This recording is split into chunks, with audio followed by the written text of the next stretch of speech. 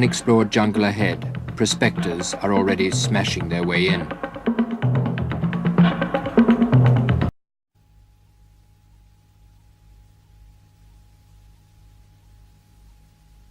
There is a pair of watching eyes.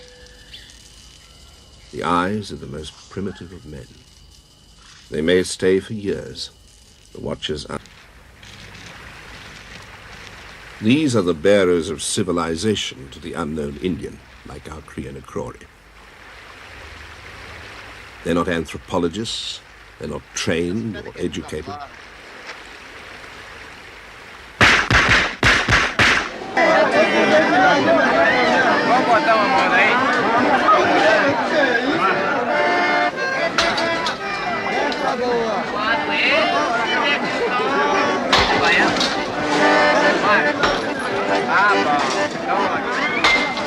These men are the ambassadors of our race.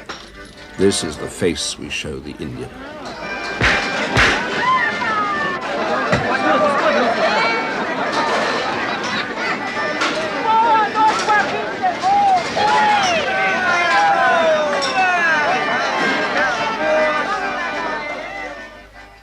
The face of the Indian is more gentle, even when she's become the miner's prostitute.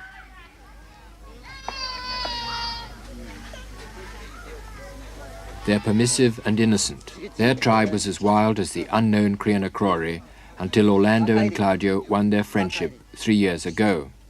Now they've been bought for old clothes, and their husbands who did the selling try to tell Claudio how it happened.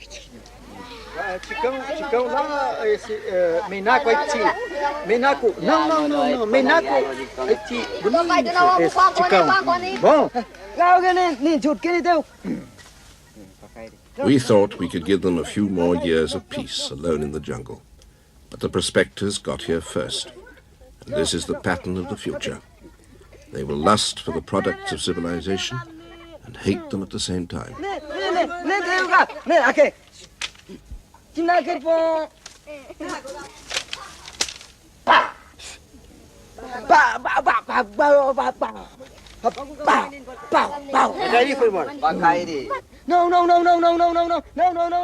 As I watch him, I watch my own responsibility. I lured them from isolation because our help is their only chance. But that chance leads through this and all the conflicts of civilization. I only have to stand back to see in his face all the others that have died.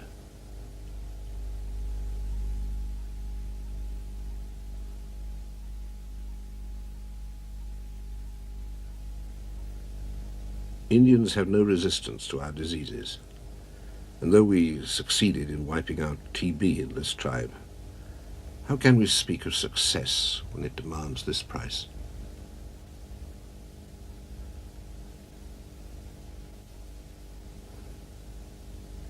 Only a few die, but death wounds the minds of the survivors, and their despair passes from generation to generation.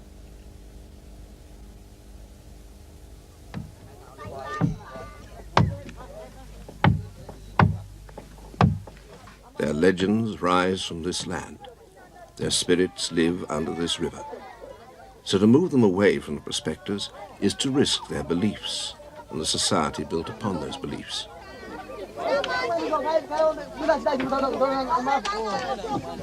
To leave them means bullets, syphilis, and extinction within 5 years.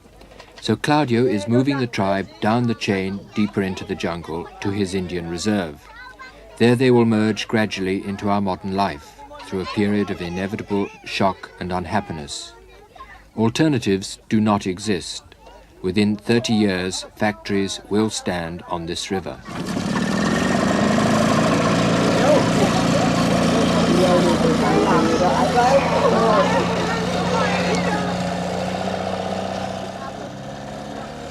I've launched a dozen tribes on this journey. Soon the unknown Kriya will have to follow. But it can never banish the memory of 25 years ago, when Orlando and I first came to the jungle, and the Indian appeared to us like a spirit from the forest.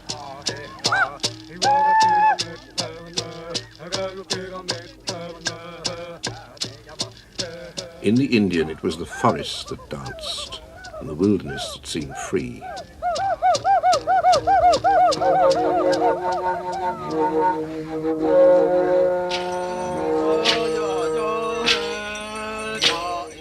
As if they were the owners of paradise, they welcomed us to man's oasis in the jungle.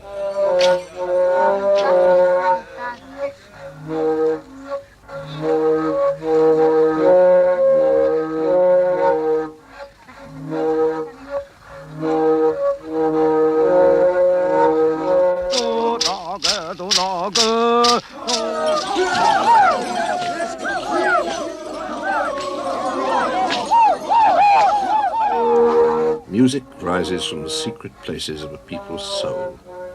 The dances were the cathedral and throne room of Indian life. The dances joined each man in harmony with his universe.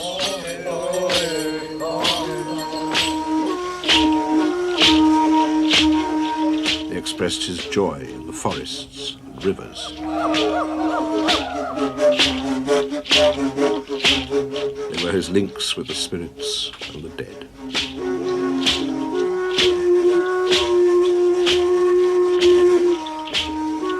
Indian life, we realize, was not barbaric, but in its setting very civilized, a cultured harmony between man and his environment. The dancing stopped when flu, brought by our expedition, swept through the villages. We radioed for medicine to the government department that had sent us. "How can we look after Indians?" was their reply, "when there's not enough medicine for the slums of Rio." And thus we learnt, as young men, that though some Indians may be murdered, most die from neglect.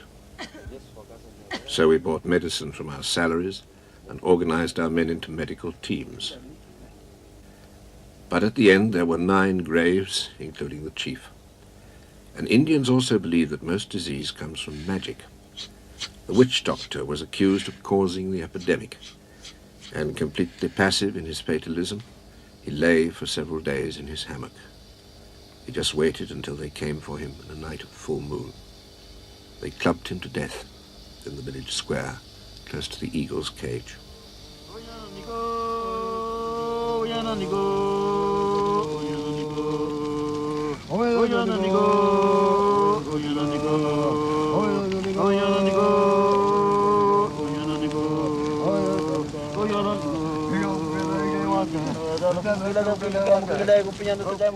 Then they burnt the chief's house, and those most bitter flames of our life taught us how dangerous were the effects of civilization, and that if we were civilized, our duty was to stay and help.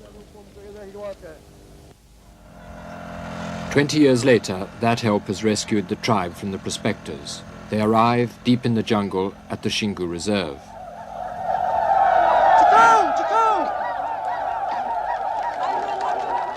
It's the brothers' policy that isolated tribes are taught to live with other Indians before they live with civilization. One day, the unknown Krianakrori tribe will arrive like this.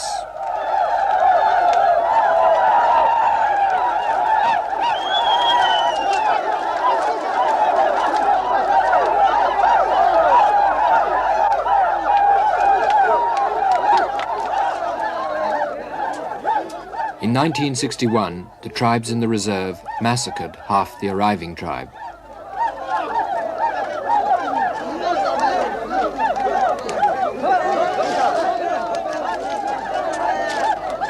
Some years before, the arriving tribe had stolen a girl from the reserve Indians who now want her back. She's crying, but she's assured by the brothers that she won't be forced to leave the husband who captured her. It's the first of an endless series of problems, and the new tribe are right to feel apprehensive. Almost anywhere else, their chances would be extinction rather than survival. In the whole of Brazil, the Shingu Reserve is the only place where a large group of tribes is not dying, but is actually on the increase. Teams of doctors move from village to village. There's a plane for emergencies, also a hospital. Indians run the reserve and its machines, but nothing is forced on them.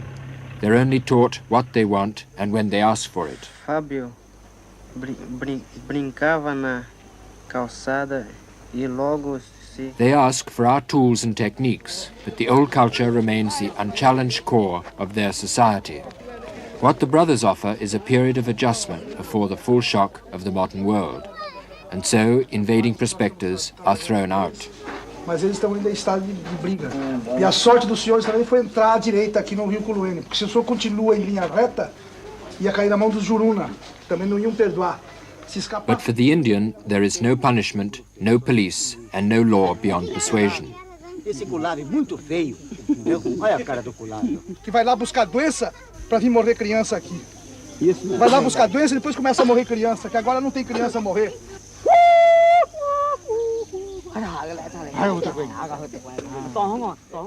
He's heard unknown Indians in the jungle.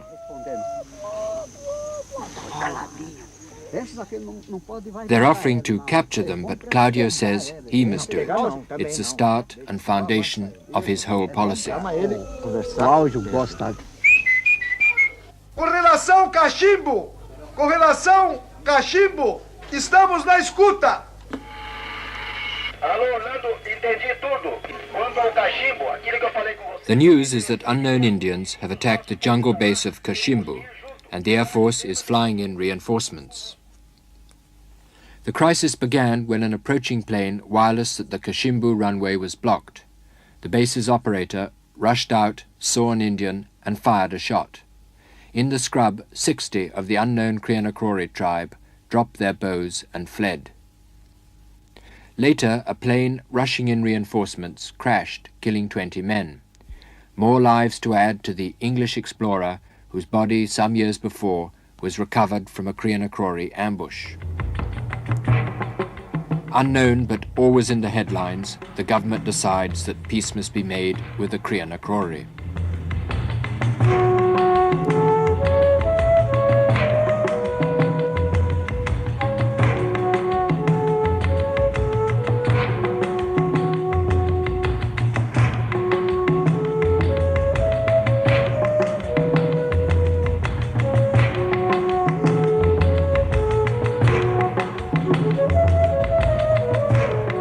To find the only tribe that knows the Krianakrori, I travel deeper into the jungle, across the reserve. Cage a bird and it will die. Cage an Indian and he loses the will for life. That's why we fought for the reserve.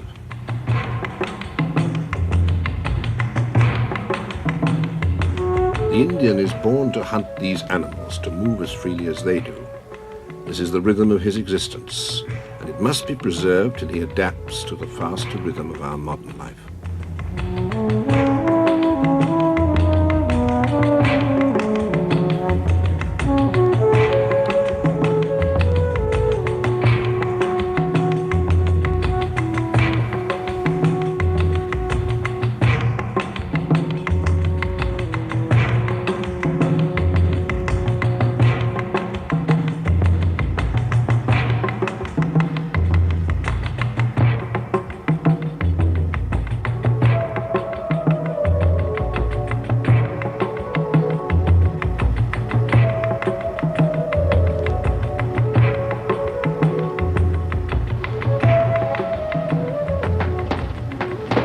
Indians love a party, an arrival, any sort of excitement.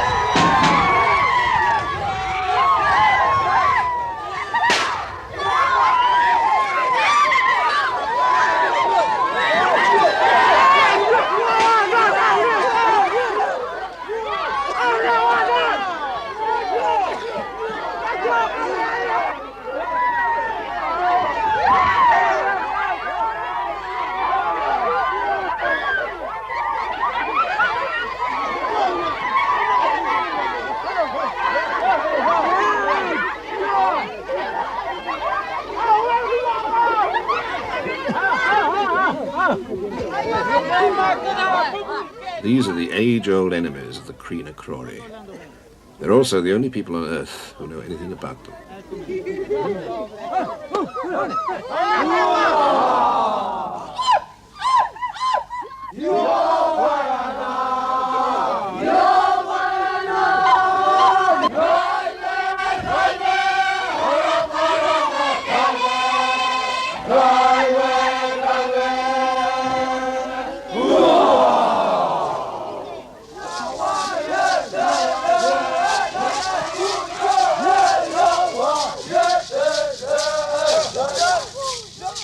The Zuka Hamai tribe were the greatest fighters of this century.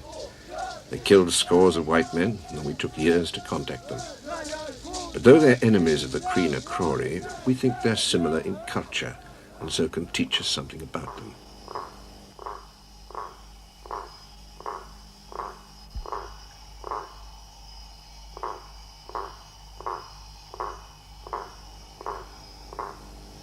Inside the group, they're loving, generous, and affectionate. But outside is the jungle, and there everything hunts and is hunted.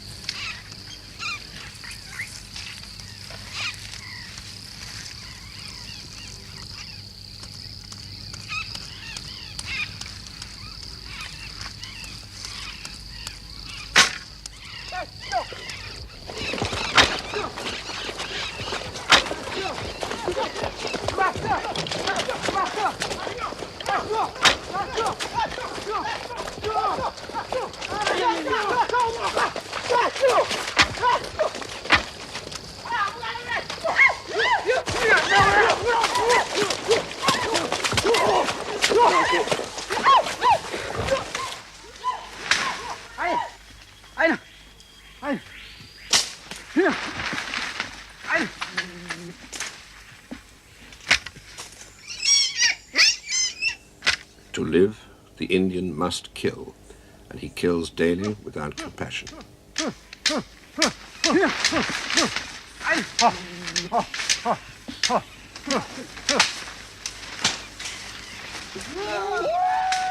He watches death with flat, unresponsive eyes. And until you understand the killing, you cannot understand the Indian.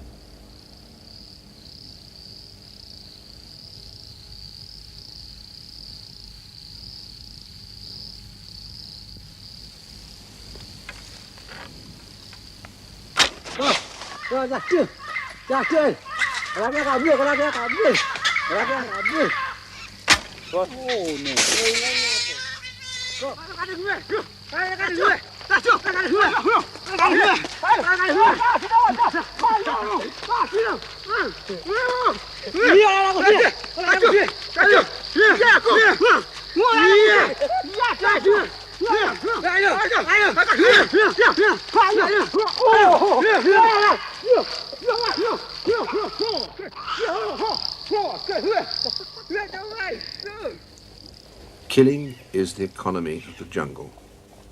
It's the rule of existence, an instinctive, automatic reflex.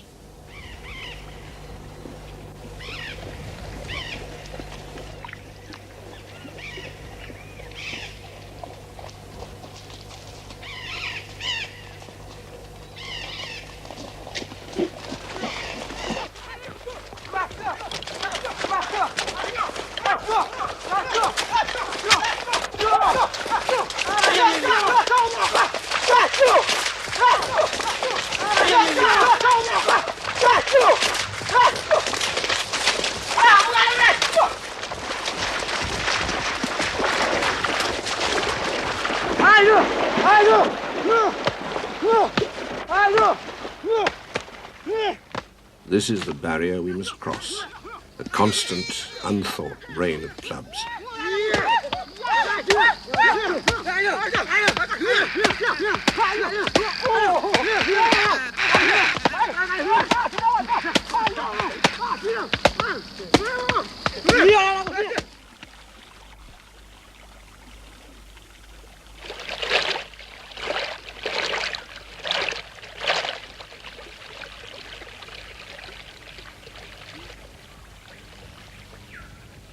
The brutal hunter is a gentle father.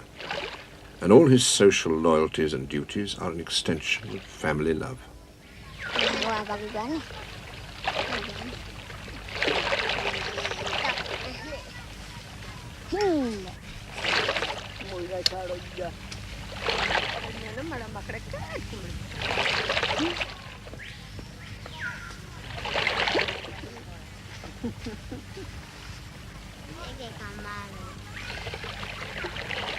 They are as loving as we are, and probably more gentle.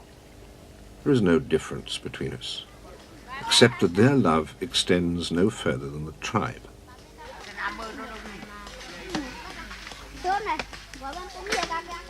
The ancestors of these Indians extended family love to include all the relatives that form a tribe. In our case, the Romans extended citizenship from a city to a whole empire, and Christ developed this into the brotherhood of men. So how can these Indians understand that all men have rights when they've never lived in an empire, never known anyone outside these confined limits? Beyond is the jungle, where only the killer has the right not to be killed.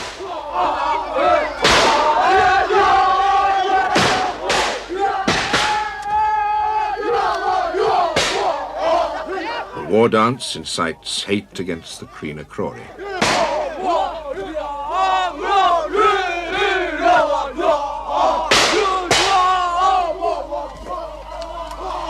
Brutal and murderous, but there's something universal in human nature which responds to the strange idea that it's wrong to kill. They still kill, but they understand why I don't, and so they will help me now.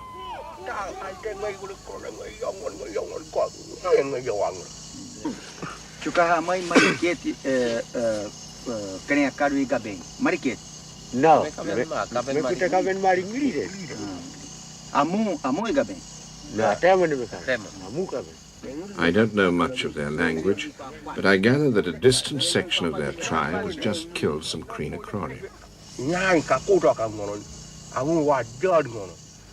This is our first clue. The Cree Cree village is in the heart of the jungle, over to the west.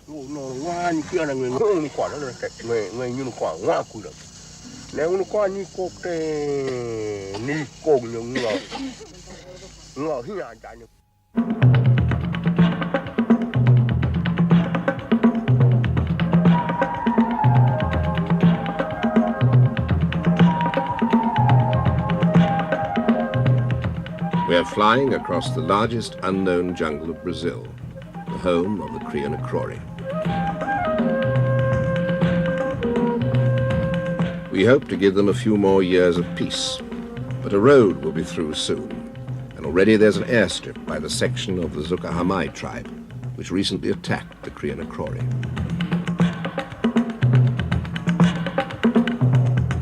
They're tense and nervous, worried that Claudio's been told about their attack on the Cree Cree. So first, Claudio talks to an old friend, a white man who was captured as a boy and brought up as an Indian. In the jungle wars, he led raids on the whites, and he went on the last raid against the Cree Cree.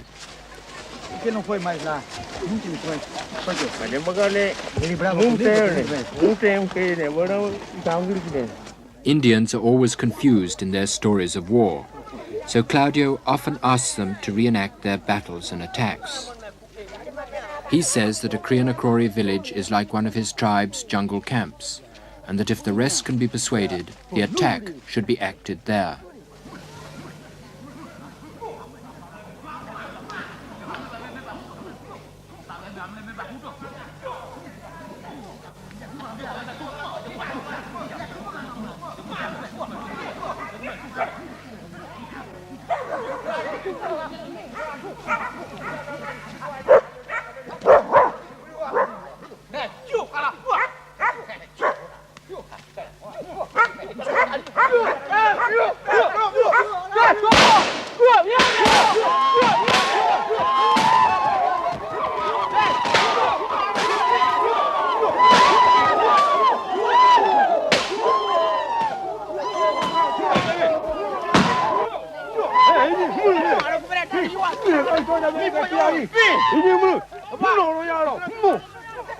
It was guns against bows, a massacre with 20 killed and 4 children captured.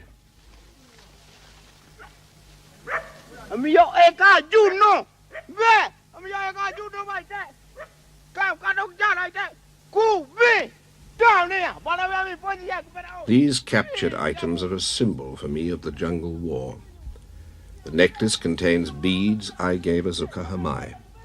A Krina Crori killed him and put the beads in his necklace. Now he's been killed, Azuka Hamai will wear it.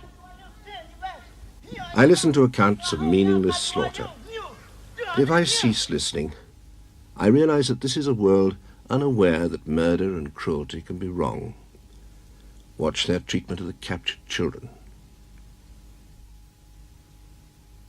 White men can be just as cruel, but they would never let me see.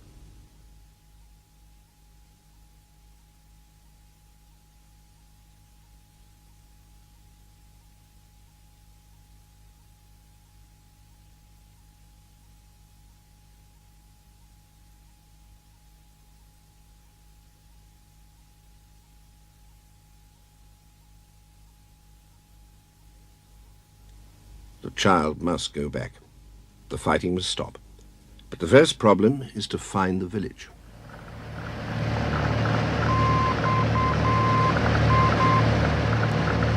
Even with directions from the Zuka Mai, the search goes on for days. The village of the massacre will be abandoned, but they hope it will lead to other villages nearby.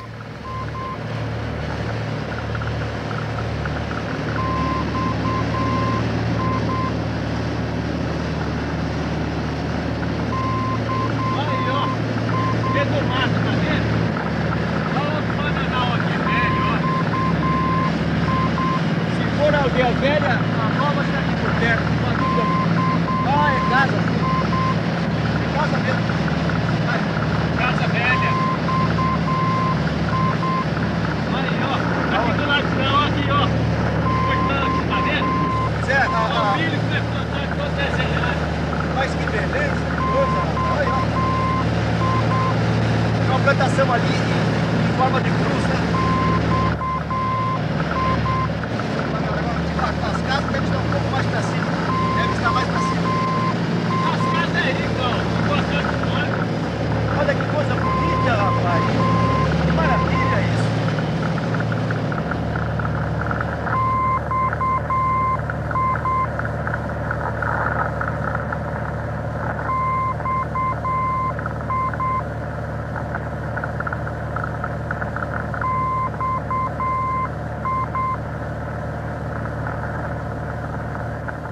For me, this is the true gold of the jungle. A fragment of mankind, buried since the beginning of time. What right have we to trouble these tiny dots below? They don't want us. But the world has found them, and we already know the price of that discovery.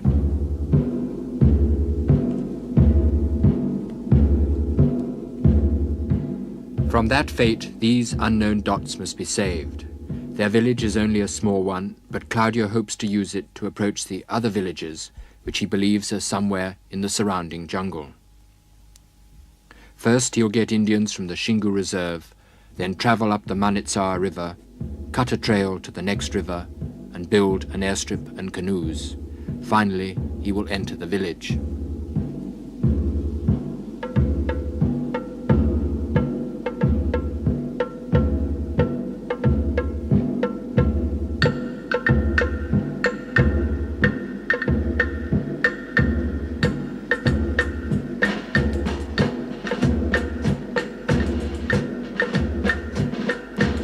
They come from a dozen tribes. Once they too were unknown Indians watching Claudio from the trees.